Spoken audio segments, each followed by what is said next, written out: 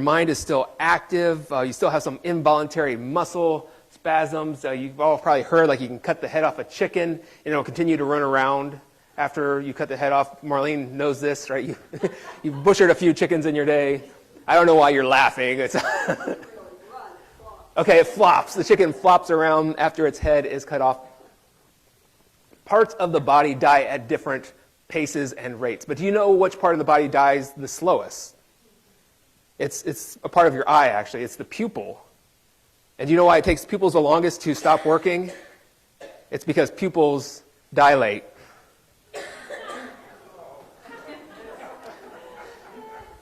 Maybe you didn't hear it. I know there was some coughing going on. Pupils dilate. I had to practice that at home, too. Oh, my. So what kind of a sermon are we in for today? Oh, my goodness. We're talking about suffering and pain and persecution and death. Oh, you can feel the excitement in the group. Sarah Dell is excited for this second Sunday of Lent. So if you are participating in Lent, maybe some of you have given up some items for Lent. I know there's people that have given up chocolate. Some people have given up meat. I'm just wondering, how are those going for you so far? Is that going so far so good? Okay, so if I'm going to be a good person here, a good pastor, I'm going to offer, if you've tried to give up chocolate or if you're trying to give up meat, just let me know. I am willing to come into your house and take those off your hand. So here we are. It's the second Sunday of Lent. And in Lent, we cover some topics that just get a little bit strange. You know, like I said, we're talking about suffering and dying and persecution and pain, taking up your cross and following Jesus. Like, this is not the kind of stuff that you like just share to people, like expecting them to get excited about it and to follow Jesus. Like, you know, if anybody wants to follow me, you have to take up your cross daily. Like, that's just not a really good selling point, I think, to most people. But one of the things that we try to do, at least in this church, is we don't avoid the difficult topics. There's some things that it's just be really easy to just kind of turn to the next page. Like, we'll just go past that, and we'll get to some of the happy stuff about the gospel. But one of the things that I really like to do is just to take the time to break it down and say, what's going on here? And I actually find it's helpful to talk about things like suffering and pain because so much of our world doesn't want to talk about this. But I'm wondering, has anybody here experienced suffering? Anybody here experience pain? Like, you know this is real. It's a human experience. We should not ignore it altogether. So we're going to take some time. We're going to walk through this passage from Mark's Gospel that Kadron was so enthusiastic about reading for us today. I love it when she walks down from the podium. Like, what was that? Like, what did I just read? We're going to engage this text, and this is actually the last Sunday for a couple weeks that we're going to be in Mark's Gospel. The lectionary moves from Mark to John's Gospel for 3 weeks before we go back to Mark again, because Mark just doesn't have a lot of stuff for Lent. So next week we're actually going to look at John's Gospel and see the story of Jesus cleansing the temple. So if you have kind of this anti-establishment, established church kind of juices running through your vein, that's going to be the good Sunday for you to be here. So let's go ahead and look at what's going on here in this text for this morning. All right, so before we get to that passage, what we find in Mark's Gospel is that Jesus has been teaching the disciples, and he pulls Peter aside and asks Peter, "Who do you think I am?" Like, is this a trick question? He says, "Who do you think I am?" And Peter gives that wonderful response. He says, "You are the Messiah, the Son of the living God." And you have to think at this point, Jesus is like, he's finally getting it after all this time. He knows who I am. Like, I've been telling him over and over again. It's starting to settle in a little bit. And then you come to this next verse. So you come to verses 31 and 32. Immediately after, Jesus professes that Jesus is the Messiah. And the Messiah is simply a Hebrew word that means the anointed one. And Jesus says this. He then began to teach them that the Son of Man must suffer many things and be rejected by the elders, the chief priests, and the teachers of the law, and that he must be killed and after 3 days rise again. Now, Peter probably had a different understanding of the Messiah in his mind. In his mind, Jesus was going to be the one that came in and cleaned house. Jesus was going to get rid of all the Roman soldiers and all the people who were just not living up to the Torah, the people that weren't doing the things they were supposed to do. The phrase came to my mind. In Peter's mind, the Messiah was going to make Israel great again. It was, the MAGA hat that Peter was wearing. We're going to clean house here. We're going to start over again. So this is the concept that Peter has. We're just going to clean house. The Messiah is the one to do this. And Jesus, we can see that you are the Messiah. And then here comes Jesus and he says, I'm going to suffer. I'm going to be rejected. And then I'm going to get killed. And rise again on the third day. And we go on to verse 32. Jesus spoke plainly about this. And Peter took him aside and began to rebuke him. All right, so here Peter is just professing that Jesus is the Messiah. And then it's like, let me tell you something, Jesus. You're wrong about that. You're doing it all wrong. Like maybe you're the Messiah, maybe you're God's anointed, but you just don't have it figured out yet. I don't know if I love Peter or if I'm just confused by him. Like, I appreciate his gumption. Like what's it take to go to the guy you just called the Messiah and said, you're doing it wrong? But here's what's going on. Peter is taking Jesus aside and telling him, no, that's not the way we do it. Now, the advantage that we have is we're in the 21st century. We have 2,000 years of church history. We know that Jesus suffered. We know that Jesus died. And we know that he rose again on the third day. You've heard this every day, every year, every month, probably of your life. So for us, this is not like news. This isn't abnormal. This isn't shocking like it would have been for Peter. This is our understanding, our expectation of the Messiah. And it kind of loses its radical effect on us because this is what we've known and what we have expected. Now, if you take it one step further, in the Christian church, we believe that Jesus isn't just the Messiah, not just the anointed one of God. We believe that Jesus is, in fact, God himself. That God came to this earth in the form of Jesus and then submitted himself to punishment, persecution, and shame. And for some traditions, like this is just so completely anathema. There's no way that God would put himself in that position. There's no way that God would be punished and persecuted and shamed and spit upon and stripped naked and killed before us by human beings. Come on now. And for us, it's just normal. Imagine for Peter, for others, how radical that would have sounded in that day. And I would even add that there's still traditions today. For instance, the Muslim tradition, where they have this high veneration of Jesus. But Muslims will say that Jesus didn't die on the cross because, even though they don't believe that Jesus was God, because God wouldn't let one of his prophets die such a gruesome and shameful way. So even today, we still have these questions, like would God really allow that to happen? We don't get it, but Peter had a real problem with this. And then Jesus goes one step further. He says, whoever wants to be my disciple must deny themselves and take up their cross and follow me. Okay, let's think about this a little bit. Hold that in the back of your mind. I have a brother that works in sales. Anybody here work in sales? Or anybody that you know people that work in sales? There's a few different tactics. Like if you are going to buy something, you need a new car. You go to the car dealership, or you need a new hat or something like that. You go to the haberdashery. Is that right? We'll go with that. A hat store. And there's some common approaches if you're trying to sell somebody on something. The first thing that you might experience is you go in to buy something like clothing or jewelry, and they're just going to say, "That looks so good on you." That is you are, I've never seen a more beautiful person than you in that hat. You totally are wearing that hat. You need that hat.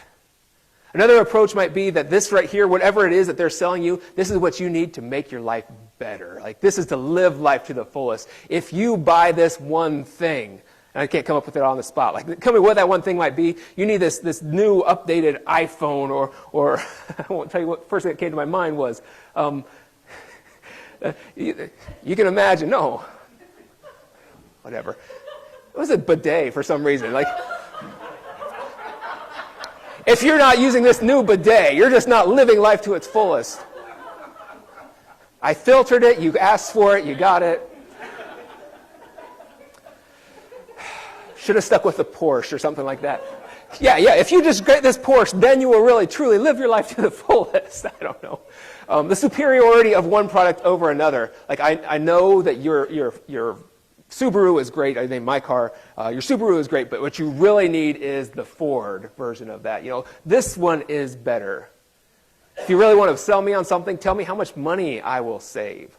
I'll even spend more money to save money, right? You might, if you pay so much for, say, solar power, you're going to save this much money in the long run. Like, okay, you got my attention. And then there's also the jealousy thing. Like, if you just buy this car, your friends are going to be so jealous. Or if you have this watch, if you have this, what's the fancy watch called? Rolex, thank you. Like, if you get the Rollie, your friends are going to be jealous. Yeah, just buy the... So these are common, right? All that makes sense to you. This is how people sell things. Oh, I forgot, there's one more. When someone's trying to sell you something, they commonly talk about how it's going to cause suffering, persecution, and shame, right? Jesus was the worst salesperson. If you want to be my follower, you must take up your cross daily and follow me. And the idea of the cross, I think it loses something for us because we're so familiar with it. Like, we keep these things lying around our house, these symbols of the cross.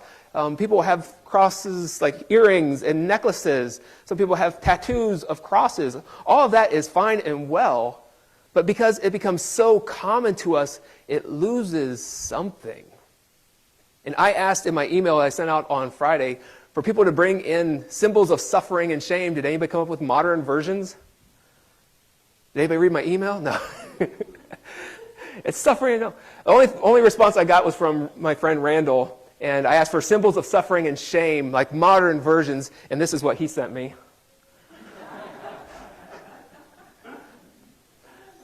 Symbols of modern suffering and shame. Here's a few that I came up with. The leg shackles, the orange clothes of a prisoner, the girls gossiping about you on the playground, the fans putting the paper bags over their head. And I was going to say something, about your team, and I searched for putting a bag over your head, and it came up the Cleveland Browns, which would be, my team. And just a warning, if you search for putting a bag over your head, you get warnings about various things, so be careful if you search for that online. But all of these are symbols of suffering and shame. And we just take for granted this cross. It's this image of redemption, absolutely. But we forget what it would have meant in Jesus' day. So often today I hear versions of the gospel that do sell, like that people do think are interesting and appealing. We sometimes call this like the prosperity gospel, the health and wealth gospel. It says that if you just follow Jesus, if you just tithe to the church and give your time, you pray, and you have faith, your whole life will be better. You will not get sick. Your cancer will go away. Your plants will grow. Your crops will produce bountiful. Your kids will grow up and they'll not leave the straight and narrow. You've heard this kind of prayer, this kind of preaching before, and absolutely that sells. And I do believe that God does heal people. I do believe that God can help us with our finances. I think that's all possible. But here's Jesus presenting this opportunity to follow him. And he doesn't say, follow me and all of your physical problems will go away. Or all your financial issues will go away. Jesus was this poor homeless man that went from town to town preaching. Follow him and you'll be rich beyond your wildest dreams. No. And consistently through the Bible, we find times where Jesus does heal people. But there's also very dedicated people like Paul, who prays to be healed, to have this thorn taken from his side. He prays for this 3 times and he's not healed. We all know very dedicated, convicted Christians who have experienced long-term illness, people who have lost friends, children even. People die even though they are Christians. The prosperity gospel, I don't think, is supported by texts like today's passage. Following a suffering God may not lead you to wealth and comfort. It may lead you to suffering as well. This is where we get exciting now here. It's time for a big word. Are you ready for this one? The word for this morning is patripassionism. Passionism. Let's not even try to say that because I can't say it and I practice. You want to try it? Patripassionism. Okay. Patripassionism is the teaching that God suffers. Now, this is actually a bit of a gray area, and I shouldn't say that. It's actually considered a heresy in some circles. It's a good heresy. It's one of my favorite heresies. It falls kind of in the traditional Trinitarian heresies. And so within the ancient Trinitarianism, there was this thought process called Sabellianism that had a certain teaching that God could not suffer. But I think that we see something different in our story for today. So if we believe that Jesus really is God in human flesh, does not God suffer as well on the cross? If Jesus really is God, do we not see examples of God suffering whenever Jesus weeps, whenever Lazarus dies, whenever various things happen? Jesus weeps over the city of Jerusalem. So there's this idea that God simply cannot experience human emotion, that God cannot suffer, but I tend to fall toward this understanding of patripassionism that says that God in Jesus really did suffer on the cross. So why does that matter? Let's break this down a little bit more. Patripassionism is the suffering of God. So often when we look at the news today, we see people around the world suffering. Good people, people that are honest people, hardworking people, suffering not by their own hand or because of things that they've done, but suffering because of things that just happen. Kids die from various sicknesses. Natural disasters affect people around the world. We recently marked this 2-year anniversary of Russia invading Ukraine and the wars going on in Ukraine, various parts of the Middle East. So people sometimes just suffer by no fault of their own. And I think it's very appropriate for people to ask questions when they see people suffering, asking the question, where is God in this? Where is God when people suffer? And I think the answer is that when people suffer, that God is with them. God is there suffering with them. So for others, they're saying, well, God can't experience human emotion. God can't suffer. God won't be able to be exposed to that. No, I think God is right there in the midst of that pain, suffering with people. Let's break this word down a little bit more. You didn't want to see that yet. All right. The first part of this word, you may notice. I know some people here have studied Latin. Patra, what does that mean? It means father. So if I was to trace your lineage through your father's side, we call that your patrilineage, right? It's patrilineal that you are related to this person. You know, Ed, you're Ed, what, the third? So Ed Anderson is related to Ed Anderson, who's related to Ed Anderson. We can go through the patrilineal relationships of the Andersons. If you watch Maury Povich, you know they do, not endorsing that, but you know, they do a lot of paternity tests. That's word for father. The second part is passionism. We talk about being passionate for things. You might be passionate for your favorite sport or your favorite food or favorite activity. You're passionate about your family. That's all good. But in the Latin sense, passion means to suffer. Do you remember the movie The Passion of the Christ? That literally means the suffering of Jesus. We talk about Passion Week. We talk about passion plays. These are plays about the suffering. Let's add another prefix to passion. You've heard of compassion. What does it mean to have compassion? Well, think about the prefix con or co. You have co-captains. There's two people that are captains together. You have co-pilots, they pilot together. Well, to have compassion literally means to suffer with someone else.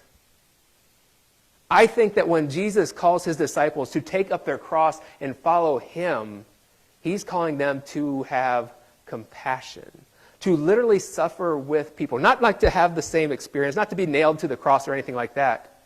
But I believe that to follow Jesus is to suffer along other people. You know that feeling whenever somebody that you care about, somebody that you love, goes through a bad experience. You feel that where? Right in your chest, like right in your giblets or what, I don't know what. Like you feel that in your innards. What is that? That is compassion. To follow Jesus is to have compassion. It is to take up your cross and bear that each day. And to carry the cross of those around you as well. Now, often today we hear the phrase, take up your cross daily, or, it's just my cross to bear. You've heard people say that? It's usually something stupid, like, I got a hangnail. Huh? I guess that's my cross to bear. I put too much cream in my coffee today. I guess it's just my cross to bear. Well, Mennonite theologian John Howard Yoder was really kind of annoyed by people that talk like that, and he didn't always have the most tact in how he approached it. But he essentially says it like this. This is me rewording it. He says that bearing one's cross is the political and social cost of following Jesus. He says that this was a very outward, visible image meant to scare people. The cross was a form of punishment for people that didn't conform to the rest of the world. And Yoder's saying to follow Jesus, to take up that cross, it means you suffer with people, and it means that you don't fit in politically and socially at all times. So this brings me to one of my greatest failures as a Christian. Now you're listening, right? One of my biggest failures as a Christian takes me back about 13 years ago. Was a young father. My oldest is 14 years old, you can imagine. So 13 years ago, he was 1. We were strolling through Gypsy Hill Park. I was probably pushing this umbrella stroller. We would just walk around park. We live a block and a half away. We would go and see the ducks frequently. So I remember very clearly I had Paxton in the stroller 13 years ago. We're walking around talking to the ducks, making friends with the ducks, probably feeding the ducks. And then I see some kids over just a few yards away causing a little bit of trouble. There's 2 white boys, a white girl and an African-American girl. They were probably early high school years, so I used girl to designate they were not full-grown human beings, physically or mentally or emotionally. And I just see that the girls are not really enjoying this interaction. I can tell that the boys are picking on them. And you know what? It happens. You don't think too much of it. But they move closer, and I can hear what's going on. I can hear what the boys are saying. And they're talking specifically to the African-American girl. And they're calling her the word that I won't repeat, here or anywhere else or ever. They're saying, you ain't nothing but of this, you ain't nothing but of that. And they keep repeating that word over and over again. The girls are trying to get away, both the white girl and the African-American woman are trying to get away from these boys. They just keep following them around, picking at them, calling her this word, the N-word.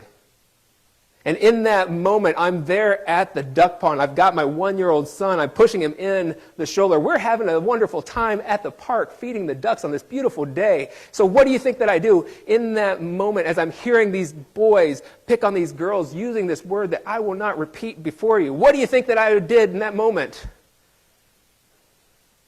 I turned my back and I strolled away. I told you it was one of my biggest failures. And how do you process that in your mind? I'm still thinking about it 13 years later. I try to justify my decision. Well, I didn't want my son to be exposed to that. I wasn't really there. I wasn't trying to. They weren't in danger. Can go through all these things justifying my decision to not engage that situation. But I keep thinking, what would Jesus actually have us do? What would it look like to pick up my cross, to bear that, to have compassion in that situation?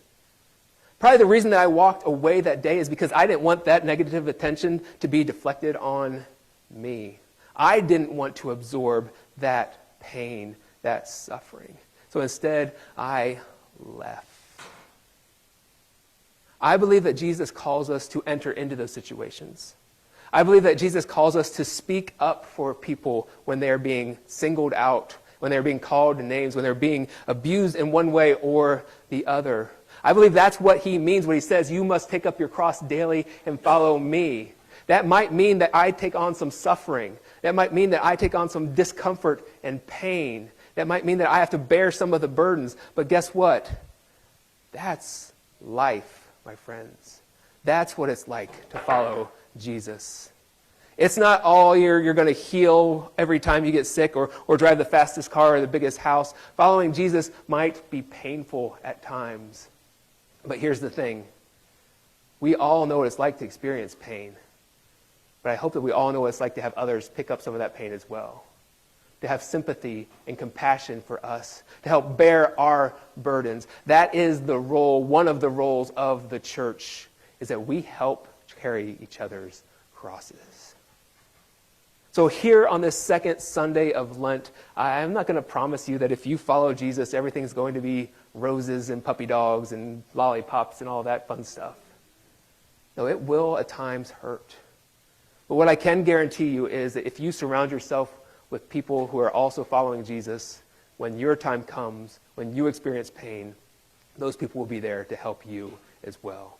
Hopefully better than I helped that girl at the park that day. So in Lent, we are closing our sermon time with our prayer of confession. And this will be on two different screens. I'm going to read the leader part, and I invite you to read the people part. Trustworthy God, we want to live with faith, yet we worry there will not be enough. We want to believe in your promises, yet we lose hope. We want to follow you, but sometimes the road is too hard.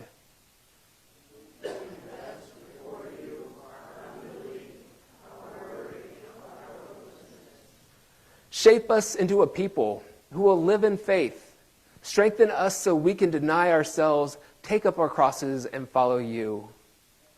In your grace, Lord, give us faith to believe that we will all do the things that you have. Amen.